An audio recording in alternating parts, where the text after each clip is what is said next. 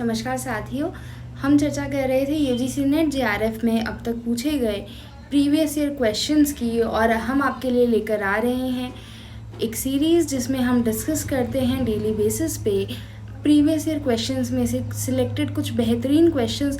पहली बार YouTube platform पे ऐसा हो रहा है कि आपको प्रीवियस ईयर क्वेश्चंस का एनालिसिस हिंदी में भी मिल रहा है। तो आइए बिना किसी देरी के शुरुआत करते हैं वीडियो की और गति देते हैं आपकी रफ्तार को सिलेक्शन की। पहला क्वेश्चन आप अपनी स्क्रीन पर देख पा रहे हैं। यदि आप तैयारी कर रहे हैं पब्लिक एडमिनिस्ट्रेशन यानी लोक प्रशासन विषय से यूजीसी नेट में सिलेक्शन की, असिस्टेंट प्रोफेसर की एलिजिबिलिटी सर्टिफिकेट की, या फिर आप कोशिश कर रहे हैं जेआरएफ पाने की, दोनों ही केसेस में आपको पता होगा कि यूजीसी नेट का जो सिलेबस है पब्लिक एडमिनिस्ट्रेशन का, उन 10 यूनिट में से एक यूनिट जो है सिर्फ रिसर्च को डेडिकेटेड है। इसलिए ज़रूरी हो जाता है कि हम रिसर्च के क्वेश्चंस की भी अच्छी प्रैक्टिस करें। तो सबसे पहले आपको जो क्वेश्चन स्क्रीन पर दिख रहा है, आप कोशिश कीजिए कि यदि आप इस टॉपिक को नहीं भी पढ़ पाए हैं तो भी आप गेस वर्क कर सकते हैं कि क्या आपको लगता है इसका सही आंसर होना चाहिए। कमेंट सेक्शन में आप आंसर लिखिए और उसके बाद में वीडियो को रिज्यूम करके आगे बढ़िए। चेक कीजिए कि आपने जो सोचा था क्या वही आंसर है, और यदि नहीं है तो उसका क्या कारण है। इस तरीके से आप जो आपके फंडामेंटल्स हैं, आपके सोचने के तरीके में भी बदलाव कर पाएंगे, सुधार कर पाएंगे, और इस तरीके से हम कोशिश करेंगे कि हमारा सिलेक्शन जो है वो हर दिन की प्रैक्टिस के साथ में सुनिश्चित होता चला जाए। तो आइए पहले क्वेश्चन की शुरुआत करते हैं। पूछा जा रहा है content analysis as a research tool refers to, यानी एक शोध उपकरण के रूप में विषय वस्तु विश्लेषण निम्नांकित में से किससे संबंधित है। और आपके ऑप्शंस हैं study of documents, use of patterns and symbols, analysis of words and concepts, study of latent and manifest content, यानी प्रलेखों का अध्ययन, प्रतिरूपों, पैटर्न और प्रतीकों का उपयोग, शब्दों और संकल्पनाओं का विश्लेषण, गुप्त और प्रकट विषय वस्तु का अध्ययन। तो देखिए, जब हम कंटेंट एनालिसिस की बात करते हैं तो हम निश्चित रूप से डॉक्यूमेंट्स की स्टडी करते हैं, एनालिसिस करते हैं हम वर्ड्स का, कंसेप्ट्स का, और हम लेटेंट और मैनिफेस्ट कंटेंट की भी स्टडी करते हैं। लेकिन use of patterns and symbols as such इतना डोमिनेंट नहीं रहता है, तो ये इसके अंदर नहीं आएगा। ऑप्शन ए, सी और डी जो है वो आपका करेक्ट आंसर होना चाहिए, यानी सेकेंड ऑप्शन जो है वो करेक्ट आंसर रहने वाला है। प्रलेखों का अध्ययन, शब्दों और संकल्पनाओं का विश्लेषण, गुप्त और प्रकट विषय वस्तु का अध्ययन हम करते हैं विषय वस्तु विश्लेषण के समय, लेकिन प्रतिरूपों और पैटर्न और प्रतीकों का उपयोग नहीं किया जाता है। आइए आगे बढ़ते हैं। आपको एक तरफ टेबल में कुछ टेक्निक्स बताई गई हैं और दूसरी तरफ उनका एक्सप्लेनेशन दे रखा है, उनकी व्याख्या दे रखी है। O&M, matrix organisation, critical path analysis और PERT यानी PERT की बात की गई है। और एक्सप्लेनेशन में बता रखा है a technique which is applicable when the time required to complete the project is not certain. यहाँ पर जो कीवर्ड है वो टाइम रहने वाला है। दूसरा, technique for controlling and coordinating various activities, assist line officials to improve management necessary in completing a major project, a system characterised by a form of management with multi chain of command. आइए हिंदी में भी पढ़ लेते हैं। यह तकनीक तब अनुप्रयोज्य है जब परियोजना को पूरा करने के लिए आवश्यक समय निश्चित नहीं है।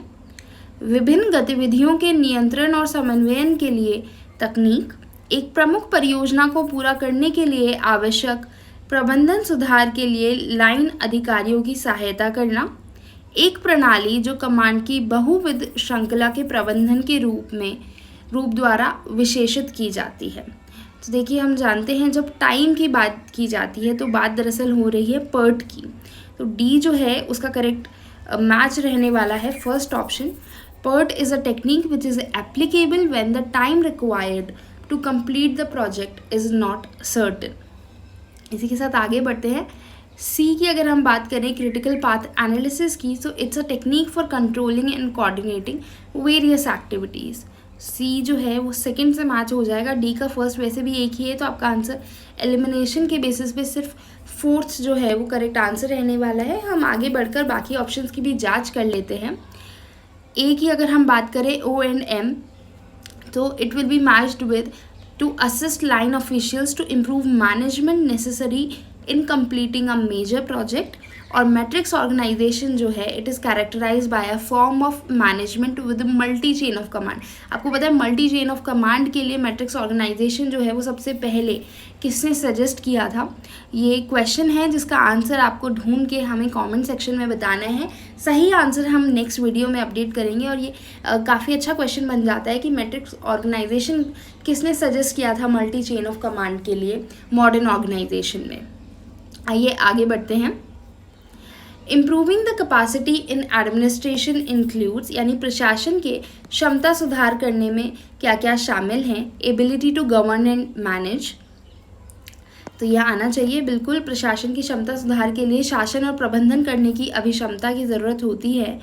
Training the employees to cope up to the new environment, हाँ बिल्कुल ये भी चाहिए होता है। कर्मचारियों को नए वातावरण परिवेश से तादात्म्य बनाने का प्रशिक्षण देना। Market mechanisms to be expanded, ये एज सच रेलेवेंट नहीं है। To improve the capacity in administration और direct service delivery to citizens, ये भी बिल्कुल चाहिए हमें। तो ए, बी और डी जो है वो आपका करेक्ट आंसर रहने वाला है, यानी सेकेंड ऑप्शन।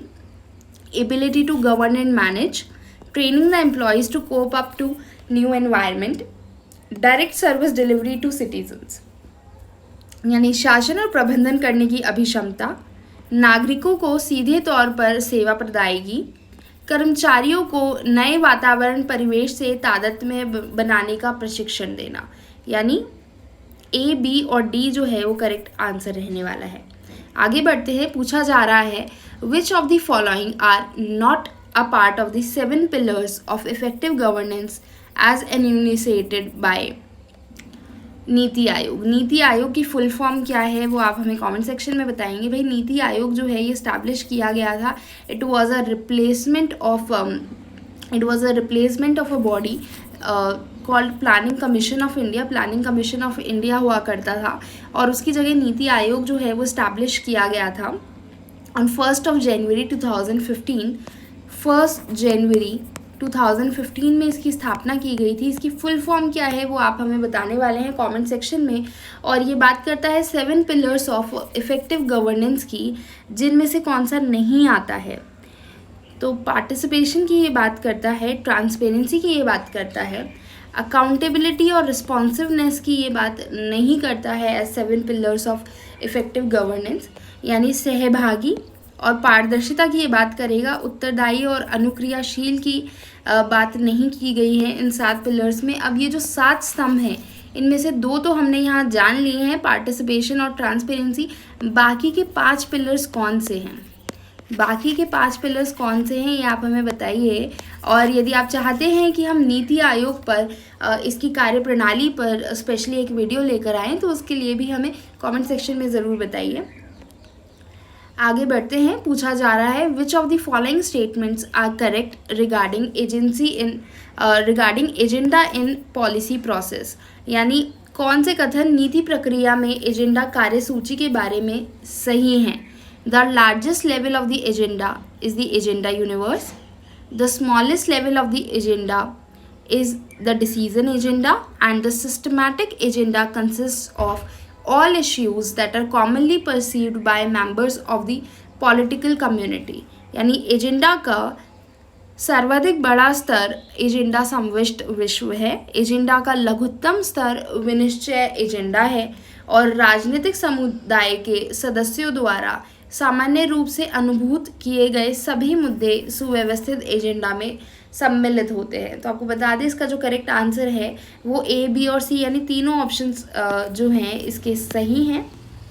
ए, बी और सी तीनों ऑप्शंस इसके सही है। लार्जेस्ट लेवल ऑफ एजेंडा जो है वो एजेंडा यूनिवर्स कहलाता है, smallest level of agenda decision agenda, और systematic agenda consist of all the issues that are commonly perceived by members of the political community, which means A, B and C all 3 are correct. आगे बढ़ते हैं। Next question में पूछा गया है, it is based on assertion and reason. आजकल इस तरह के क्वेश्चंस भी काफ़ी देखने को मिल रहे हैं, स्पेशली क्रोनोलॉजी बेस्ड जो क्वेश्चंस हैं वो और असर्शन रीज़न बेस्ड क्वेश्चंस जो हैं वो काफ़ी बढ़ा दिए गए हैं यूजीसी नेट के एग्जामिनेशन में। तो आइए पढ़ते हैं। पहला क्वेश्चन पूछ रहा है, good governance ensures the sustainability and equal distribution of fruits of economic development. Accountability of public functionaries is an integral part of any good governance architecture। यानी सुशासन आर्थिक विकास के परिणामों की संधारणीयता एवं समान वितरण को सुनिश्चित करता है, और क्योंकि लोक पदाधिकारियों की जवाबदेही किसी भी सुशासन या संगठन का अभिन्न अंग होती है। Accountability of public functionaries is an integral part of any good governance architecture। This is very true। तो रीज़न तो आपका ट्रू हो गया है। असर्शन को जांच लेते हैं। Good governance ensures the sustainability and equal distribution of fruits of economic development. This is also true, but जो आपका रीज़न है वो असर्शन को सही तरीके से नहीं बता पा रहा है। तो इसका जो करेक्ट आंसर है वो सेकेंड ऑप्शन रहने वाला है। Both A and R are correct. A और आर दोनों सही हैं, लेकिन आर ए की व्याख्या नहीं है, not the correct explanation of A. आगे बढ़ते हैं। मैच द फॉलोइंग में आपको मैच करना है आइडियाज़ को ऑथर्स से। बाउंडेड रेशनैलिटी की बात की गई है, Hawthorne studies, principle of order और self actualisation needs. Abraham Maslow, Herbert Simon, Elton Mayo और हेनरी फेयोल से इनको आपका मिलान करना है। परिबद्ध तार्किकता, हाउथर्न अध्ययन, आदेश का सिद्धांत और आत्मबोध आवश्यकताएं।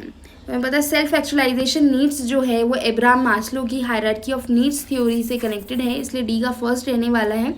दो ऑप्शंस आपके वैसे ही एलिमिनेट हो जाएंगे।